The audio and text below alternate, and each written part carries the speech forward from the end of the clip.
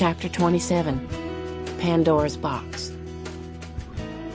The next day, as I was helping Phoebe lug her suitcase home, I said, "Phoebe, I know you've been upset lately." "I have not been upset lately," she said. "Sometimes, Phoebe, I like you a lot." "Why, thank you." "But sometimes, Phoebe, I feel like dumping your cholesterol-free body out the window." She did not have a chance to respond because we were at her house, and she was more interested in besieging her father with questions. "Any news? Did Mom come back? Did she call?" "Sort of," he said. "She phoned Mrs. Cadaver." "Mrs. Cadaver? Whatever for? Why would she—" "Phoebe, calm down. I don't know why she phoned Mrs. Cadaver. I haven't been able to speak to Mrs. Cadaver myself yet. She isn't home. She left a note here." He showed it to Phoebe. "Norma called to say she is okay." Beneath Mrs. Cadaver's signature was a P.S. saying that Mrs. Cadaver would be away until Monday. "I don't believe that Mom called Mrs. Cadaver. Mrs. Cadaver is making it up. Mrs. Cadaver probably killed her and chopped her up. I'm calling the police." They had a huge argument, but at last Phoebe fizzled out. Her father said he had been calling everyone he could think of to see if her mother had indicated where she might be going. He would continue calling tomorrow, he promised, and he would speak with Mrs. Cadaver.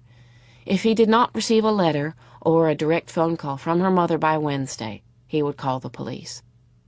Phoebe came out on the porch with me as I was leaving. She said, "I've made a decision. I'm going to call the police. I might even go to the police station. I don't have to wait until Wednesday. I can go whenever I want." That night she phoned me. She was whispering again. "It seems so quiet here. I don't know what is the matter with me. I was lying on my bed and I can't sleep. My bed's too hard." On Monday, Phoebe gave her oral report on Pandora. She began in a quivering voice. "For some reason, Ben already talked about my topic, Pandora, when he did his report on Prometheus. However, Ben made a few little mistakes about Pandora." Everyone turned around to stare at Ben. "I did not," he said. "Yes, you did." Phoebe's lip trembled. "Pandora was not sent to man as a punishment, but as a reward." "Was not," Ben said. "Was too," Phoebe said. "Zeus decided to give man a present, since man seemed lonely down there on Earth, with only the animals to keep him company. So Zeus made a sweet and beautiful woman, and then Zeus invited all the gods to dinner. It was a very civilized dinner with matching plates." Mary Lou and Ben exchanged an eyebrow message. "Zeus asked the gods to give the woman presents to make her feel like a welcome guest." Phoebe glanced at me. "They gave her wonderful things. A fancy shawl, a silver dress, beauty—" Ben interrupted. "I thought you said she was already beautiful." "They gave her more beauty. Are you satisfied?" Her lip was no longer trembling, but she was blushing. "The gods also gave her the ability to sing, the power of persuasion, a gold crown, flowers, and many truly wonderful things such as that. Because of all these gifts, Zeus named her Pandora, which means the gift of all." Phoebe was getting into it. "There were 2 other gifts that I have not mentioned yet. One of them was curiosity.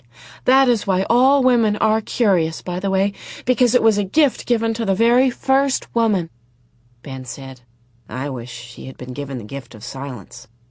"Last, there was a beautiful box covered in gold and jewels, and, this is very important, she was forbidden to open the box."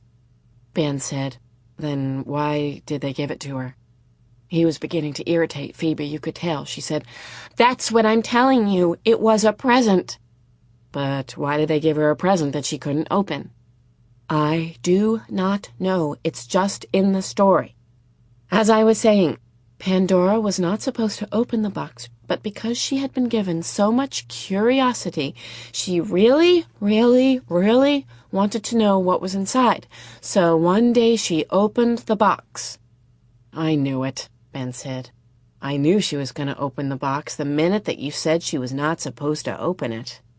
Inside the box were all the evils in the world, such as hatred, envy, plagues, sickness, and cholesterol. There were brain tumors and sadness, lunatics and kidnapping and murders. She glanced at Mr. Berkway before rushing on. "And all that kind of thing. Pandora tried to close the lid when she saw all the horrible things that were coming out of it, but she could not get it closed, and that is why there are all these evils in the world. There was only one good thing in the box." "What was it?" Ben asked. "As I was about to explain, the only good thing in the box was hope, and that is why, even though there are many evils in the world, there is still a little hope." She held up a picture of Pandora opening up the box and a whole shebang of gremlins floating out. Pandora looked frightened. That night I kept thinking about Pandora's box. I wondered why someone would put a good thing, such as hope, in a box with sickness and kidnapping and murder. It was fortunate that it was there, though. If not, people would have the birds of sadness nesting in their hair all the time because of nuclear war and the greenhouse effect and bombs and stabbings and lunatics. There must have been another box with all the good things in it, like sunshine and love and trees and all that. Who had the good fortune to open that one? And was there one bad thing down there in the bottom of the good box? Maybe it was worry. Even when everything seems fine and good, I worry that something will go wrong and change everything. My mother and my father and I all seemed fine and happy at our house until the baby died. Could you actually say that the baby died, since it had never breathed? Did its birth and death occur at the same moment? Could you die before you were born? Phoebe's family had not seemed fine, even before the arrival of the lunatic and the messages and the disappearance of Mrs. Winterbottom. I knew that Phoebe was convinced that her mother was kidnapped because it was impossible for Phoebe to imagine that her mother could leave for any other reason. I wanted to call Phoebe and say that maybe her mother had gone looking for something. Maybe her mother was unhappy. Maybe there was nothing Phoebe could do about it. When I told this part to Gram and Gramps, Gramps said, "You mean it had nothing to do with Phoebe?" They looked at each other. They didn't say anything, but there was something in that look that suggested I had just said something important. For the first time, it occurred to me that maybe my mother's leaving had nothing whatsoever to do with me. It was separate and apart. We couldn't own our mothers. On that night after Phoebe had given her Pandora report, I thought about the hope in Pandora's box. Maybe when everything seemed sad and miserable, Phoebe and I could both hope that something might start to go right. Chapter 28. The Black Hills. When we saw the first sign for the Black Hills, the whispers changed and once again commanded, "Rush, hurry, rush." We had spent too long in South Dakota. There were only 2 days left and a long way to go. "Maybe we should skip the Black Hills," I said. "What?" Gramps said. "Skip the Black Hills? Skip Mount Rushmore? We can't do that." "But today's the 18th. It's the 5th day." "Do you have a deadline someone didn't tell me about?" Gramps said. "Heck, we've got all the time and—" Gram gave him a look. "I've just got to see these Black Hills," Gramps said. "We'll be quick about it, Chickabiddy." The whispers walloped me. Rush, rush, rush. I knew we wouldn't make it to Idaho in time. I thought about sneaking off while Gram and Gramps were looking at the Black Hills. Maybe I could hitch a ride with someone who drove fast. But the thought of someone speeding, careening around curves, especially the snaking curves down into Lewiston, Idaho, which I had heard so much about, when I thought about that, it made me dizzy and sick. "Heck," Gramps said, "I ought to turn this wheel over to you, Chickabiddy. All this driving is making me crazy as a loon." He was only joking, but he knew I could drive. He had taught me to drive his old pickup truck when I was 11. We used to ride around on the dirt roads on their farm. I drove, and he smoked his pipe and told stories. He said, "You're a hell of a driver, Chickabiddy. But don't you tell your mom I taught you. She'd thrash me half to death." I used to love to drive that old green pickup truck. I dreamed about turning 16 and getting my license. But then, when Mama left, something happened to me. I became afraid of things I had never been afraid of before, and driving was one of these things. I didn't even like to ride in cars, let alone drive the truck. The Black Hills were not really black. Pines covered the hills, and maybe at dusk they looked black, but when we saw them at midday, they were dark green. It was an eerie sight, all those rolling dark hills. A cool wind blew down through the pines, and the trees swished secrets among them. My mother had always wanted to see the Black Hills. It was one of the sights she was most looking forward to on her trip. She used to tell me about the Black Hills, which were sacred to the Sioux Indians. It was their holy land, but white settlers took it as their own. The Sioux are still fighting for their land. I half expected a Sioux to stop our car from entering, and the thing is, I would have been on his side. I would have said, "Take it, it's yours." We drove through the Black Hills to Mount Rushmore. At first we didn't think we were in the right place, but then, jing-bang, it was right before us. There, high up on a cliff face, were the 60-foot-tall faces of Washington, Jefferson, Lincoln, and Teddy Roosevelt, carved right into the rock, staring somberly down on us. It was fine seeing the presidents. I've got nothing against the presidents. But you'd think the Sioux would be mighty sad to have those white faces carved into their sacred hill. I bet my mother was upset. I wondered why whoever carved them couldn't have put a couple Indians up there, too. Gram and Gramps seemed disappointed as well. Gram didn't even want to get out of the car, so we didn't stay long. Gramps said, "I've had enough of South Dakota. How about you, Chickabiddy? How about you, Gooseberry? Let's get a move on." By late afternoon, we were well into Wyoming, and I added up the miles left to go. Maybe we could make it, just maybe. Then Gramps said, "I hope nobody minds if we stop at Yellowstone. It would be a sin to miss Yellowstone." Gram said, "Is that where Old Faithful is?" "Oh, I would love to see Old Faithful."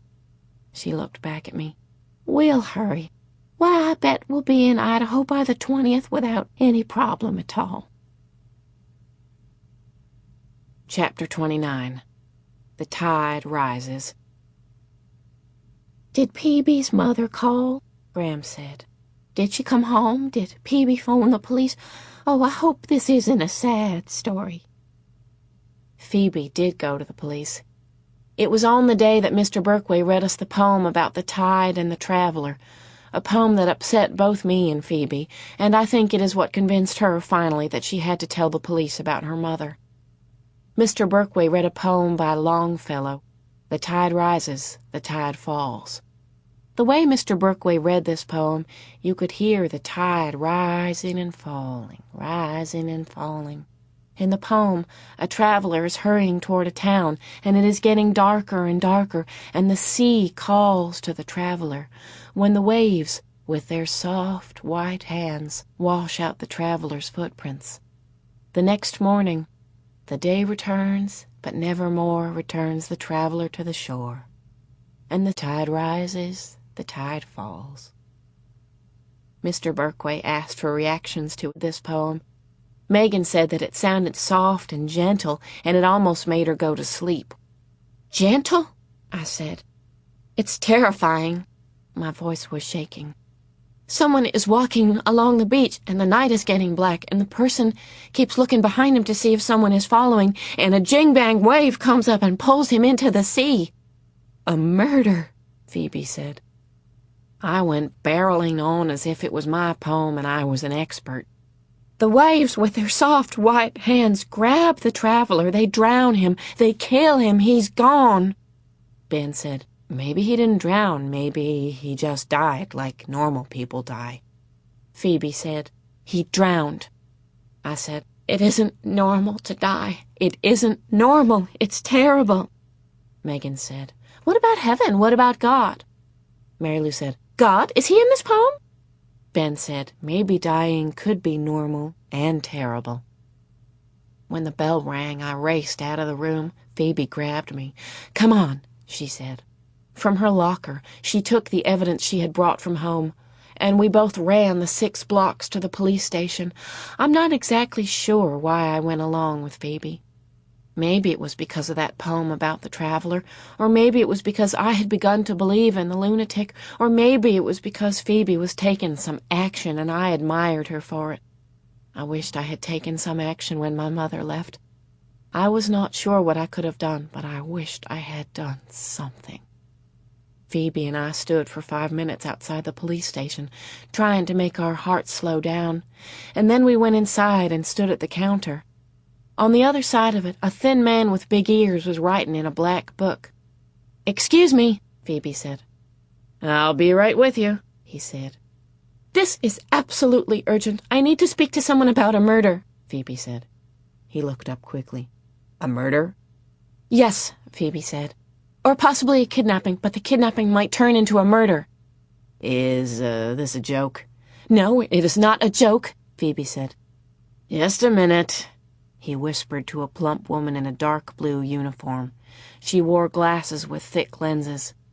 "Is this something you girls have read about in a book?" she asked. "No, it is not," I said.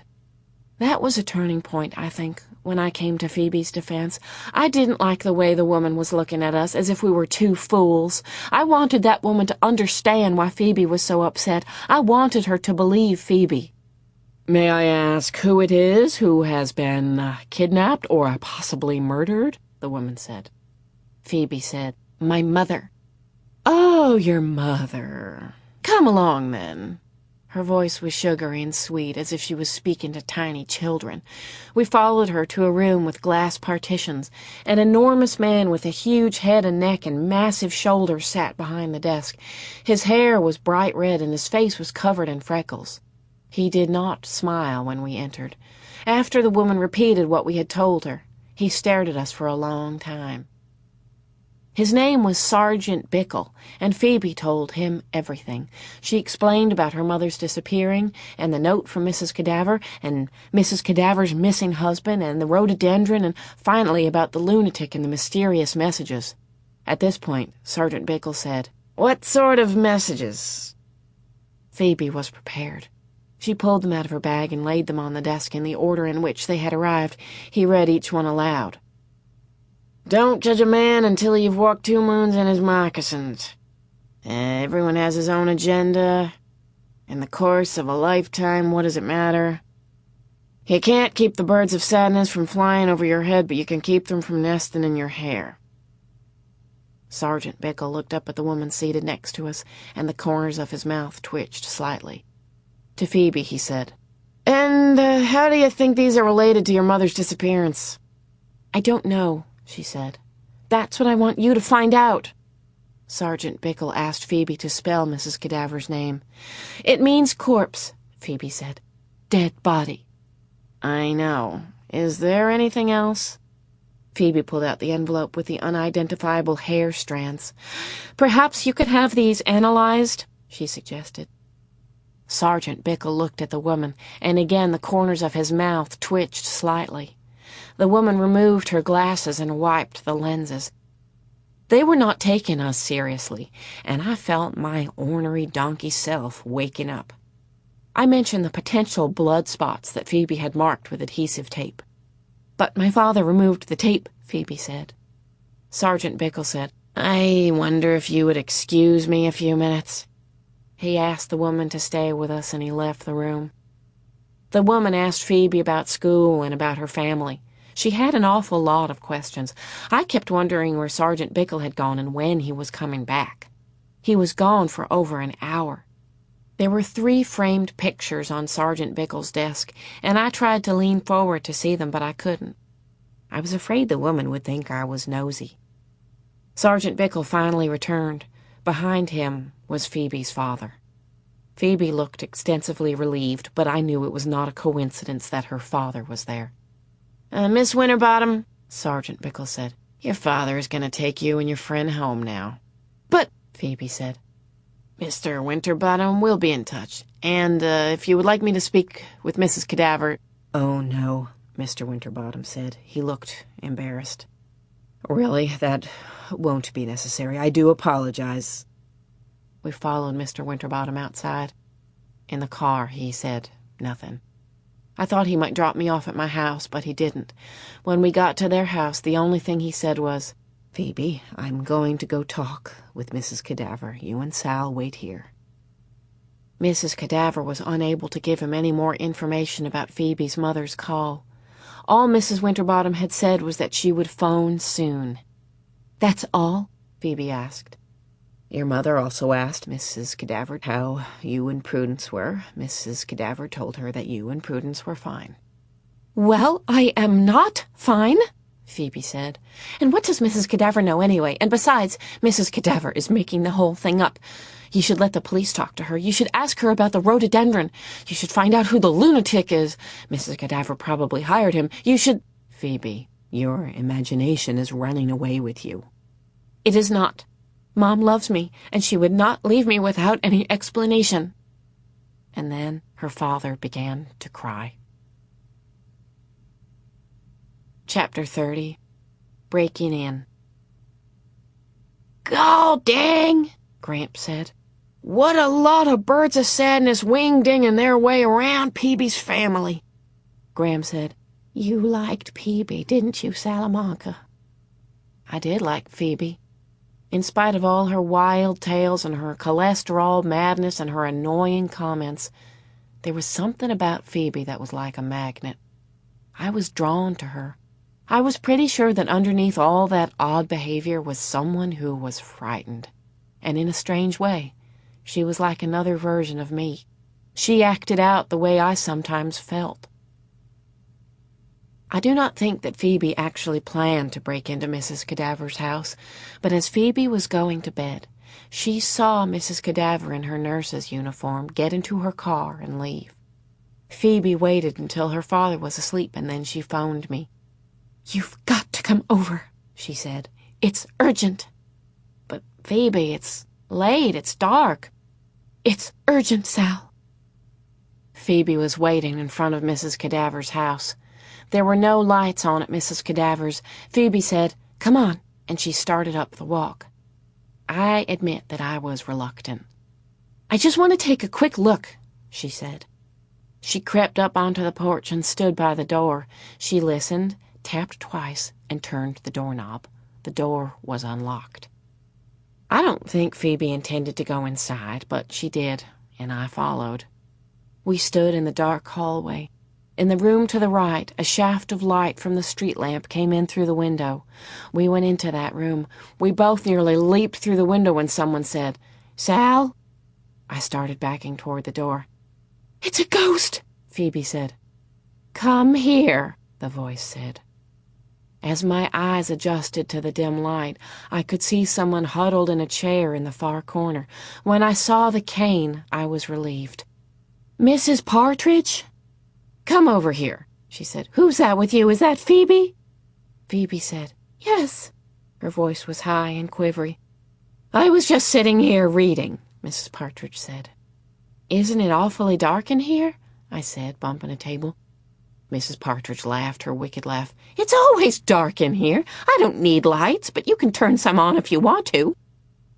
As I stumbled around looking for a lamp, Phoebe stood, frozen near the doorway. "There," I said, "that's much better." Mrs. Partridge was sitting in a big, overstuffed chair. She was wearing a purple bathrobe and pink slippers with floppy bunny ears at the toes. On her lap was a book, her fingers resting on the page. "Is it Braille?" I asked, waving at Phoebe to come into the room. I was afraid she was going to run out and leave me. Mrs. Partridge handed me the book, and I slid my fingers over the raised bumps. "How did you know it was us?" I asked. "I just knew," she said. "Your shoes make a particular sound, and you have a particular smell." "What's the name of this book? What's it about?" Mrs. Partridge said, "Murder at Midnight. It's a mystery." Phoebe said, "Erp," and looked around the room. Each time I went into that house, I noticed new things. It was a scary place. The walls were lined with shelves crammed with old musty books. On the floor were 3 rugs with dark, swirly patterns of wild beasts in forests. 2 chairs were covered in similar ghastly designs. A sofa was draped in a bear skin. On the wall behind the couch were 2 thumpingly grim African masks. The mouths on the masks were wide open, as if in the midst of a scream. Everywhere you looked, there was something startling. A stuffed squirrel, a kite in the shape of a dragon, a wooden cow with a spear piercing its side. "Goodness," Phoebe said, "what a lot of unusual things." She knelt to examine a spot on the floor. "What's the matter?" Mrs. Partridge said. Phoebe jumped up. Nothing whatsoever." "Did I drop something on the floor?" Mrs. Partridge asked. "No, nothing whatsoever on the floor," Phoebe said. Leaning against the back of the sofa was an enormous sword. Phoebe examined the blade. "Careful you don't cut yourself," Mrs. Partridge said. Phoebe stepped back. Even I found this unsettling, that Mrs. Partridge could see what Phoebe was doing even though she couldn't actually see her. Mrs. Partridge said, "Isn't this a grandiful room?" "Grandiful, and a little peculiable, too, I suppose." "Phoebe and I have to be going." We backed toward the door. "By the way," Mrs. Partridge said as we reached the doorway, "what was it you wanted?" Phoebe looked at me and I looked at Phoebe.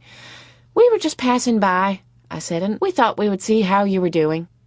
"That's nice," Mrs. Partridge said, patting her knees. "Oh, Phoebe, I think I met your brother." Phoebe said, "I don't have a brother." "Oh?" Mrs. Partridge tapped her head. "I guess this old noggin isn't as sharp as it used to be." As we left, she said, "Goodness, you girls stay up late." Outside, Phoebe said, "I'll make a list of items which the police will want to investigate further. The sword, the suspicious spot on the floor, and several hair strands which I picked up. Phoebe, you know when you said that your mother would never leave without an explanation? Well, she might. A person, a mother, might do that." Phoebe said, "My mother wouldn't. My mother loves me. But she might love you and still not have been able to explain." I was thinking about the letter my mother left me. Maybe it would be too painful for her to explain. Maybe it would seem too permanent. "I don't know what in the world you're talking about." "She might not come back, Phoebe." "Shut up, Sal." "She might not. I just think you should be prepared." "She is too coming back." "You don't know what you're talking about. You're being horrid." Phoebe ran into the house. When I got home and had crept up to my room, I remembered how Phoebe had shown me some things in her room that reminded her of her mother. A handmade birthday card, a photograph of Phoebe and her mother, and a bar of lavender soap. When Phoebe pulled a blouse out of the closet, she said she could see her mother standing at the ironing board smoothing the blouse with her hand. The wall opposite Phoebe's bed was painted violet. She said, "My mother painted it last summer while I painted the trim at the bottom." And I knew exactly what Phoebe was doing and exactly why. I had done the same things when my mother left. My father was right. My mother did haunt our house in Bybanks, and the fields and the barn. She was everywhere. You couldn't look at a single thing without being reminded of her. When we moved to Euclid, one of the first things I did was to unpack gifts my mother had given me. On the wall I tacked the poster of the red hen which my mother had given me for my 5th birthday, and the drawing of the barn she had given me for my last birthday. On my desk were pictures of her and cards from her. On the bookshelf, the wooden animals and books were presents from her. Sometimes I would walk around the room and look at each of these things and try to remember exactly the day she had given them to me. I tried to picture what the weather was like and what room we were in and what she was wearing and what precisely she had said. This was not a game. It was a necessary, crucial thing to do. If I did not have these things and remember these occasions, then she might disappear forever. She might never have been. In my bureau were 3 things of hers that I had taken from her closet after she left: a red fringed shawl, a blue sweater, and a yellow flowered cotton dress that was always my favorite. These things had her smell on them. Once, before she left, my mother had said that if you visualize something happening, you can make it happen. For example, if you are about to run a race, you visualize yourself running the race and crossing the finish line first. And presto, when the time comes, it really happens. The only thing I did not understand was what if everyone visualized himself winning the race? Still, when she left, this is what I did. I visualized her reaching for the phone. Then I visualized her dialing the phone. I visualized our phone number clicking through the wires. I visualized the phone ringing. It did not ring. I visualized her riding the bus back to Bybanks. I visualized her walking up the driveway. I visualized her opening the door. It did not happen. While I was thinking about all of this that night after Phoebe and I crept into Mrs. Cadaver's house, I also thought about Ben. I had the sudden urge to run over to the Finneys and ask him where his own mother was, but it was too late. The Finneys would be asleep. Instead, I lay there thinking of the poem about the traveler, and I could see the tide rising and falling, and those horrid white hands snatching the traveler. How could it be normal, that traveler dying?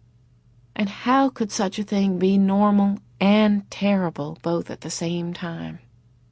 I stayed awake the whole night. I knew that if I closed my eyes, I would see the tide and the white hands. I thought about Mr. Winterbottom crying. That was the saddest thing. It was sadder than seeing my own father cry, because my father is the sort of person you expect might cry if he was terribly upset. But I had never, ever expected Mr. Winterbottom, stiff Mr. Winterbottom, to cry. It was the first time I realized that he actually cared about Mrs. Winterbottom. As soon as it was daylight, I phoned Phoebe. "Phoebe, we've got to find her." "That's what I've been telling you," she said. Chapter 31. The Photograph. The next day was most peculiar, as Mrs. Partridge would say. Phoebe arrived at school with another message which she had found on her porch that morning. "We never know the worth of water until the well is dry." "It's a clue," Phoebe said. "Maybe my mother is hidden in a well." I walked straight into Ben when I went to my locker. That grapefruit aroma was in the air. "You've got something on your face," he said. With soft, warm fingers he rubbed the side of my face. "It's probably your breakfast." I don't know what came over me. I was going to kiss him. I leaned forward just as he turned around and slammed the door of his locker. My lips ended up pressed against the cold metal locker. "You're weird, Sal," he said.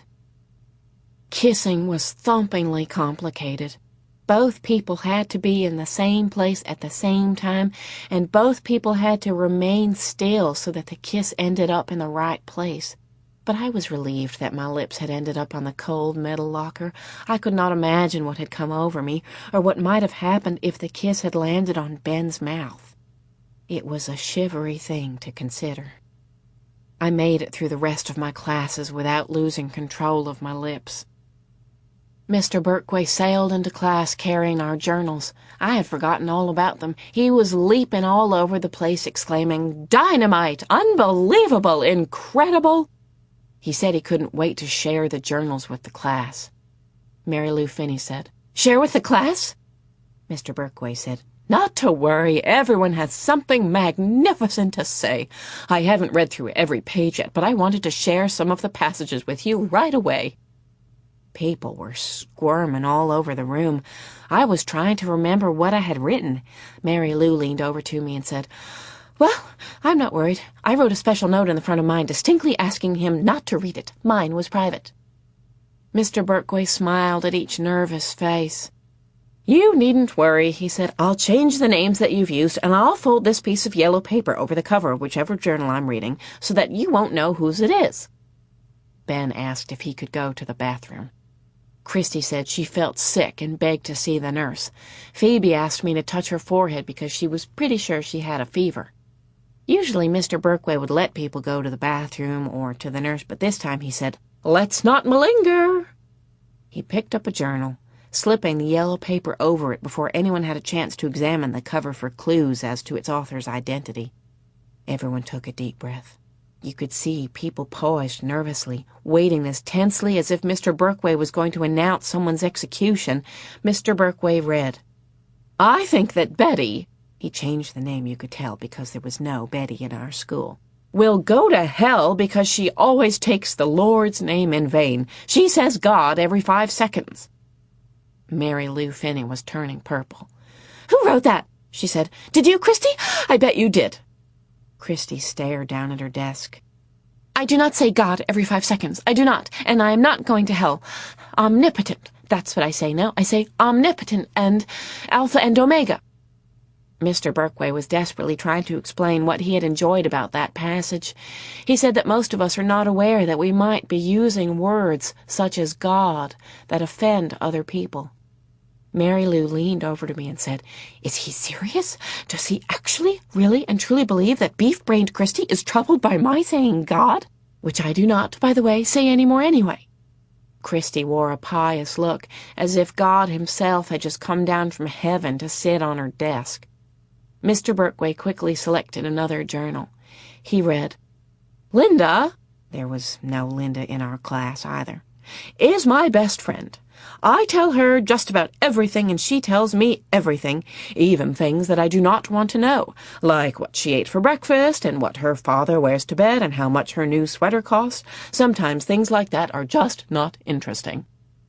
Mr. Berkway liked this passage because it showed that even though someone might be our best friend, he or she could still drive us crazy. Beth Ann turned all the way around in her seat and sent wicked eyebrow messages to Mary Lou. Mr. Berkway flipped ahead in the same journal to another passage. He read, "I think Jeremiah is pig-headed. His skin is always pink and his hair is always clean and shiny, but he is really a jerk."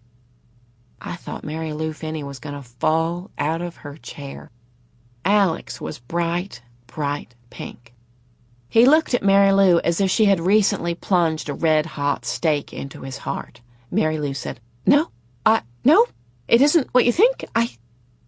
Mr. Berkway liked this passage because it showed conflicting feelings about someone. "I'll say it does," Alex said. The bell rang. First, you could hear sighs of relief from the people whose journals had not been read, and then people started talking a mile a minute. "Hey, Mary Lou, look at Alex's pink skin," and "Hey, Mary Lou, what does Beth Ann's father wear to bed?" Beth Ann was standing 1 inch away from Mary Lou's face. "I do not talk on and on," Beth Ann said. "And that wasn't very nice of you to mention that. And I do not tell you everything, and the only reason I ever mentioned what my father wore to bed was because we were talking, if you will recall, about men's bathing suits being more comfortable than women's, and on she went. Mary Lou was trying to get across the room to Alex, who was standing there as pink as can be. "Alex," she called, "wait! I wrote that before. Wait!" It was a jing-bang of a mess. I was glad I had to get out of there. Phoebe and I were going to the police again. We got in to see Sergeant Bickle right away. Phoebe slapped the newest message about the water in the well onto his desk, dumped the hairs which she had collected at Mrs. Cadaver's house on top of the message, and then placed her list of further items to investigate on top of that. Sergeant Bickle frowned. "I don't think you girls understand." Phoebe went into a rage. "You idiot!" she said. She scooped up the message, the hairs, and her list, and stormed out of the office. Sergeant Bickle followed her while I waited, thinking he would bring Phoebe back and calm her down. I looked at the photographs on his desk, the ones I had not been able to see the day before. In one was Sergeant Bickle and a friendly-looking woman, his wife, I suppose. The second picture was of a shiny black car.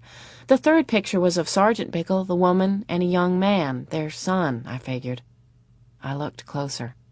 I recognized the son. It was the lunatic. Chapter 32. Chicken and Blackberry Kisses. Gramps barreled through Wyoming like a house of fire. We snaked through winding roads where the trees leaned close, rustling, rush, rush, rush, rush, rush. The road curved alongside rivers that rolled and gabbled. Hurry, hurry, hurry. It was late when we arrived at Yellowstone. All we got to see that evening was a hot spring. We walked on boardwalks placed across the bubbling mud. "Huzzah, huzzah," Graham said. and we stayed at the Old Faithful Inn in a frontier cabin. I had never seen Gram so excited. She could not wait for the next morning. "We're going to see Old Faithful," she said over and over. "It won't take too very long, will it?" I said, and I felt like a mule saying it because Gram was so looking forward to it. "Don't you worry, Salamanca," Gram said. "We'll just watch that old geyser blow, and then we'll hit the road." I prayed all night long to the elm tree outside. I prayed that we would not get in an accident, that we would get to Lewiston, Idaho in time for my mother's birthday, and that we would bring her home. Later, I would realize that I had prayed for the wrong things.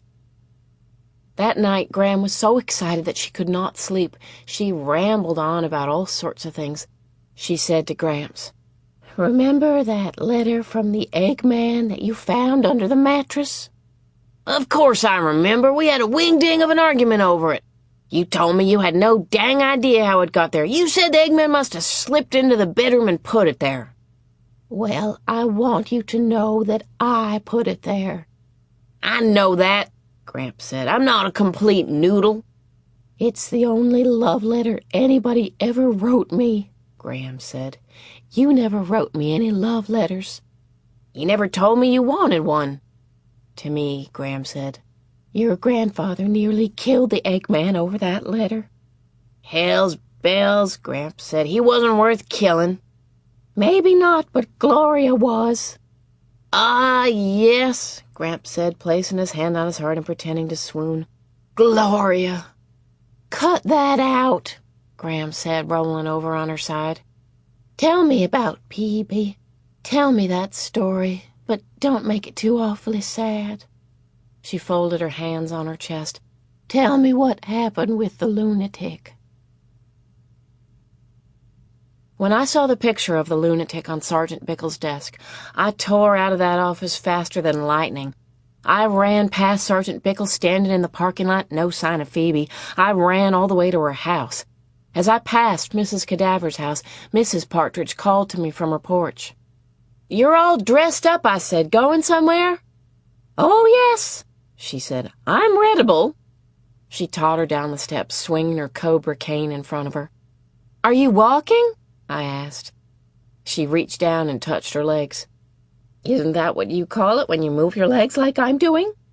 "No, I meant are you walking to wherever you're going?" "Oh, no, it's much too far for these legs. Jimmy's coming. He'll be here any minute." A car pulled up in front of the house. "There he is," she said. She called out to the driver. "I'm readable. I said I would be, and here I am." The driver leaped out of the car. "Sal," he said. "I had no idea you two were neighbors." It was Mr. Berkway. "We're not," I said. "It's Phoebe who is the neighbor." "Is that right?" he said, opening the car door for Mrs. Partridge. "Come on, Mom, let's get a move on." "Mom," I said. I looked at Mrs. Partridge. "This is your son?" "Why, of course," Mrs. Partridge said. "This is my little Jimmy." "But he's a Berkway," Mrs. Partridge said. "I was a Berkway once, then I was a Partridge. I'm still a Partridge." "Then who is Mrs. Cadaver?" I said. "My little Margie," she said. "She was a Berkway, too. Now she's a cadaver." I said to Mr. Berkway, "Mrs. Cadaver is your sister?" "We're twins," Mr. Berkway said. When they had driven away, I knocked at Phoebe's door, but there was no answer. At home, I dialed Phoebe's number over and over. No answer. The next day at school, I was relieved to see Phoebe. "Where were you?" I said. "I have something to tell you." She turned away. "I don't want to talk about it," she said. "I do not wish to discuss it." I couldn't figure out what was the matter with her. It was a terrible day. We had tests in math and science. At lunch, Phoebe ignored me. Then came English. Mr. Berkway skipped into the room. People were gnawing on their fingers and tapping their feet and wriggling around and generally getting ulcers, wondering if Mr. Berkway was going to read from the journals. I stared at him. He and Margaret Cadaver were twins? Was that possible? The most disappointing part of that piece of knowledge was that he was not going to fall in love with Mrs. Cadaver and marry her and take her away. Mr. Berkway opened a cupboard, pulled out the journals, slipped the yellow paper over the cover of one and read, "This is what I like about Jane. She is smart, but she doesn't act like she knows everything. She is cute. She smells good. She is cute. She makes me laugh. She is cute." I got a prickly feeling up and down my arms. I wonder if Ben had written this about me. But then I realized that Ben didn't even know me when he wrote his journal. A little buzz was going around the room as people shifted in their seats. Christy was smiling, Megan was smiling, Beth Ann was smiling, Mary Lou was smiling. Every girl in the room was smiling. Each girl thought that this had been written about her. I looked carefully at each of the boys. Alex was gazing nonchalantly at Mr. Berkway. Then I saw Ben. He was sitting with his hands over his ears, staring down at his desk. The prickly feeling traveled all the way up to my neck and then went skipping down my spine. He did write that, but he did not write it about me. Mr. Berkway exclaimed, "Ah, love, ah, life." Sighing, he pulled out another journal and read, "Jane doesn't know the first thing about boys. She once asked me what kisses taste like so you could tell she hadn't ever kissed anyone. I told her that they taste like chicken, and she believed me. She is so dumb sometimes." Mary Lou Finney jumped out of her chair. "You cabbage head," she said to Beth Ann. "You beef brain." Beth Ann wound a strand of hair around her finger. Mary Lou said, "I did not believe you, and I do know what they taste like, and it isn't chicken." Ben drew a cartoon of two stick figures kissing. In the air over their heads was a cartoon bubble with a chicken saying, "Bawk, bawk, bawk." Mr. Berkway turned a few pages in the same journal and read, "I hate doing this. I hate to write. I hate to read. I hate journals. I especially hate English, where teachers only talk about idiot symbols. I hate that idiot poem about the snowy woods, and I hate it when people say the woods symbolize death or beauty or sex or any old thing you want. I hate that. Maybe the woods are just woods." Beth Ann stood up. "Mr. Berkway," she said, "I do hate school. I do hate books. I do hate English. I do hate symbols, and I most especially hate these idiot journals." There was a hush in the room. Mr. Berkway stared at Beth Ann for a minute, and in that minute I was reminded of Mrs. Cadaver. For that brief time, his eyes looked just like hers. I was afraid he was going to strangle Beth Ann, but then he smiled, and his eyes became friendly, enormous cow eyes once again. I think he hypnotized her, because Beth Ann sat down slowly. Mr. Berkway said, "Beth Ann, I know exactly how you feel, exactly. I love this passage." "You do?" she said. "It's so honest." I had to admit, you couldn't get more honest than Beth Ann telling her English teacher that she hated symbols and English and idiot journals. Mr. Berkway said, "I used to feel exactly like this. I could not understand what all the fuss was about symbols."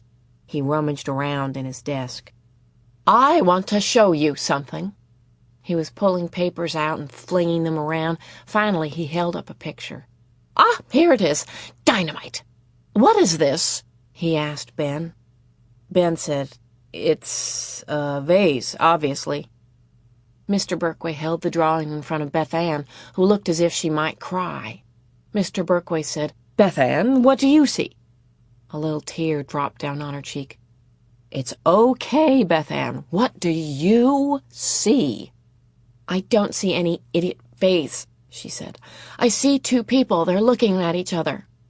"Right," Mr. Berkway said. "Bravo!" "I'm right? Bravo?" Ben said, "Huh? Two people?" I was thinking the same thing myself. What two people? Mr. Berkway said to Ben, "And you were right, too. Bravo!" He asked everyone else, "How many see a vase?" About half the class raised their hands. "And how many see two faces?" The rest of the class raised their hands. Then Mr. Berkway pointed out how you could see both. If you looked only at the white part in the center, you could clearly see the vase. If you looked only at the dark parts on the side, you could see two profiles. The curvy sides of the vase became the outline of two heads facing each other. Mr. Berkway said that the drawing was a bit like symbols. Maybe the artist only intended to draw a vase, And maybe some people look at this picture and only see that vase. That is fine, but if some people look at it and see faces, what is wrong with that? It is faces to that person who is looking at it. And, what is even more magnificent, you might see both. Beth Ann said, 2 for your money? Isn't it interesting, Mr. Berkway said, to find both? Isn't it interesting to discover that snowy woods could be death and beauty and even, I suppose, sex? Wow! Literature! Did he say sex? Ben said, copying the drawing. I thought Mr. Berkway was finished with the journals for that day, but he made a great show of closing his eyes and pulling something from near the bottom of the stack. She popped blackberries into her mouth. Then she looked all around. It was mine. I could hardly bear it. She took 2 steps up to the maple tree and threw her arms around it and kissed it. People were giggling. I thought I could detect a small, dark stain as from a blackberry kiss. Ben looked at me from across the room. After Mr. Berkway read about my mother's blackberry kiss, he read about how I kissed the tree and how I have kissed all different kinds of trees since then, and how each tree has a special taste all its own, and mixed in with that taste is the taste of blackberries. By now, because both Ben and Phoebe were staring at me, everyone else stared too. She kisses trees, Megan said. I might have died right then and there if Mr. Berkway had not immediately picked up another journal. He stabbed his finger into the middle of the page and read, I am very concerned about Mrs. Mr. Berkway stared down at the page. It looked as if he couldn't read the handwriting. He started again. I am very concerned about Mrs. Corpse. Her suspicious behavior suggests that she has murdered her own husband. Phoebe's eyes blinked rapidly. Go on, Ben said. Finish. You could tell that Mr. Berkway was regretting that he had ever started this business with the journals, but all around the room people were shouting, Yes, finish! And so he reluctantly continued. I believe she has him buried in her backyard. When the bell rang, people went berserk. Wow, a murder? Who wrote that, and is it real? I was out of that room faster than anything, chasing after Phoebe. Megan called out after me, You kiss trees? I tore out of the building. No Phoebe. Idiot journals, I thought. Gall dang idiot journals. Chapter 33. The Visitor. Gram and Gramps were both still awake in our frontier cabin on the edge of Yellowstone National Park. Aren't you sleepy yet? I said. Gram said, I don't know what's the matter with me. I don't feel like going to sleep at all. I want to know what happened to Phoebe. I'll tell you about Mr. Berkway's visit, then I'll stop for tonight. I went over to Phoebe's after dinner on the day Mr. Berkway had read from my journal about the blackberry kisses and from Phoebe's about Mrs. Cadaver. In Phoebe's bedroom, I said, I've got 2 important things to tell you. The doorbell rang and we heard a familiar voice. That sounds like Mr. Berkway, Phoebe said. That's one of the things I want to tell you, I said, about Mr. Berkway. There was a tap on Phoebe's door. Her father said, Phoebe, could you and Sal come downstairs with me? I thought Mr. Berkway was going to be mad at Phoebe for what she had written about his sister. The worst thing was that Phoebe didn't even know yet that Mrs. Cadaver was Mr. Berkway's sister. I felt like we were lambs being led to the slaughter. Take us, I thought. Take us and do away with us quickly. We followed Phoebe's father downstairs.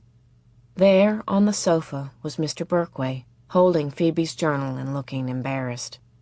That is my own private journal, Phoebe said, with my own private thoughts. I know, Mr. Berkway said, and I want to apologize for reading it aloud. Apologize? That was a relief. It was so quiet in the room that I could hear the leaves being blown off the trees outside. Mr. Berkway coughed. I want to explain something, he said. Mrs. Cadaver is my sister. Your sister? Phoebe said. And her husband is dead. I thought so, Phoebe said. But she didn't murder him, Mr. Berkway said. Her husband died when a drunk driver rammed into his car. My mother, Mrs. Partridge, was also in the car with Mr. Cadaver. She didn't die, as you know, but she lost her sight. Oh, I said. Phoebe stared at the floor. My sister Margaret was the only nurse on duty in the emergency room when they brought in her husband and our mother. Margaret's husband died that night. The whole time Mr. Berkway was talking, Phoebe's father was sitting beside her with his hand resting on her shoulder. It looked like the only thing that was keeping Phoebe from vaporizing into the air and disappearing was his hand resting there. I just wanted you to know, Mr. Berkway said, that Mr. Cadaver is not buried in her backyard. I've also just learned about your mother, Phoebe, and I'm sorry that she's gone, but I assure you that Margaret would not have kidnapped or murdered her. After Mr. Berkway left, Phoebe and I sat on the front porch. Phoebe said, if Mrs. Cadaver didn't kidnap or murder my mother, then where is she? What can I do? Where should I look? Phoebe, I said, there's something I've got to tell you. Look, Sal, if you're going to tell me she's not coming back, I don't want to hear it. You might as well go home now. I know who the lunatic is. It's Sergeant Bickle's son. And so we devised a plan. At home that night, all I could think about was Mrs. Cadaver. I could see her in her white uniform working in the emergency room. I could see an ambulance pulling up with its blue lights flashing, and her walking briskly to the swinging doors with her wild hair all around her face. I could see the stretchers being wheeled in, and I could see Mrs. Cadaver looking down at them. I could feel her heart thumping like mad as she realized it was her own husband and her own mother lying there. I imagined Mrs. Cadaver touching her husband's face. It was as if I was walking in her moccasins. That's how much my own heart was pumping and my own hands were sweating. I started wondering if the birds of sadness had built their nest in Mrs. Cadaver's hair afterward, and if so, how she got rid of them. Her husband dying and her mother being blinded were events that would matter in the course of a lifetime. I saw everyone else going on with their own agendas, while Mrs. Cadaver was frantically trying to keep her husband and her mother alive. Did she regret anything? Did she know the worth of water before the well was dry? All those messages had invaded my brain and affected the way I looked at things. "Are you sleepy yet, Graham?" I asked. My voice was hoarse from talking so much. "No, chickabiddy, but you go on to sleep. I'm just going to lie here a while and think about things." She nudged Gramps. "You forgot to say about the marriage bed." Gramps yawned. "Sorry, Gooseberry." He patted the bed and said it. Chapter 34. Old Faithful. That next day was probably one of the best, and surely the worst, in Graham and Gramps' lives. The whispers woke me early. It was the 6th day, and the next day was my mother's birthday. We had to get out of Wyoming and through Montana. Gramps was already up, but Graham was lying on the bed staring at the ceiling. "Did you ever go to sleep?" I asked. "No," she said. "I didn't feel like sleeping. I can sleep later." She climbed out of bed. "Let's go see that Old Faithful. I've waited my whole entire life to see Old Faithful." "You sure got your heart set on that, don't you, you stubborn gooseberry?" said Gramps. "I sure do," Graham said. We parked the car and walked up a low hill. I was afraid Graham was going to be disappointed because it didn't look like much at first. There was a rope fence around a mound on the side of the hill. The ground was scrabbly dirt, and in the center of the rope enclosure, about 20 feet away, was a hole. "Heck," Graham said. "Can't we get any closer than this?" Gramps and I walked over to read a sign about Old Faithful. A park ranger rushed past us yelling, "Ma'am! Ma'am!" "God dang!" Gramps said. Graham was crawling under the rope. The ranger stopped her. "Ma'am, there's a reason for that rope," he said. Graham brushed off her dress. "I just wanted a better look." "Don't worry," the ranger said. "You'll get a good look. Please, stay behind the rope." The sign said that Old Faithful was due to erupt in 15 minutes. More and more people gathered around the rope. There were people of all ages, little babies crying, grannies sitting on folding stools, teenagers plugged into radio headsets, couples smooching. There were people speaking languages other than English. Next to us was a tour group of Italians. Across the way was a group of Germans. Graham tapped her fingers together, getting more and more excited. "Is it time?" she kept saying. "Is it almost time?" The crowd became quiet a few minutes before Old Faithful was due to go off. Everyone stared at the hole. Everyone was listening. "Is it time?" Graham said. There was a faint noise and a little spit shot out of the hole. The man next to me said, "Oh, is that all?" Another noise, this time a little louder, a grating and a crunching sound like walking on wet gravel. 2 fitful spits. "Aw," the man said. Then it was like the radiator boiling over or the tea kettle blowing its top. Old Faithful hissed and steamed. A sudden spout of water shot out, maybe 3 feet high. "Aw," said the man, "is that all?" More steam boiling and hissing, and a huge jing-bang spray of water surged out, climbing and climbing, and then more and more, until it looked like a whole river of water was shooting straight up into the air. "It looks like an upside-down waterfall," Graham said. All the while there was a walloping hissing, and I could have sworn the ground rumbled and trembled beneath us. The warm mist blew toward us, and people started backing away. All except Graham. She stood there, grinning, tilting her face up to the mist and staring at that fountain of water.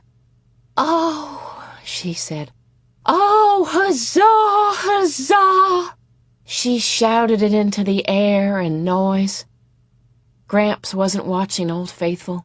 He was watching Graham. He put his arms around her and hugged her. "You like this old geyser, don't you?" he said. "Oh," Graham said. "Oh, yes, I do."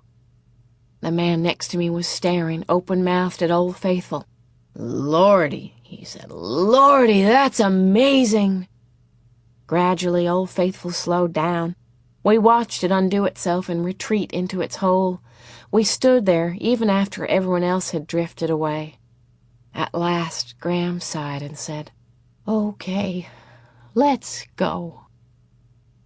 We were inside the car and about to leave when Graham started to cry. "God dang," Gramps said. "What's the matter?" Graham sniffled. "Oh, nothing. I'm so happy I got to see Old Faithful." "You old gooseberry," Gramps said, and on we went. "We're going to eat up Montana," Gramps said. "We're going to get to the Idaho border tonight. You watch me. I'm putting this pedal to the metal." He stepped on the gas and peeled out of the parking lot. "Idaho, here we come!"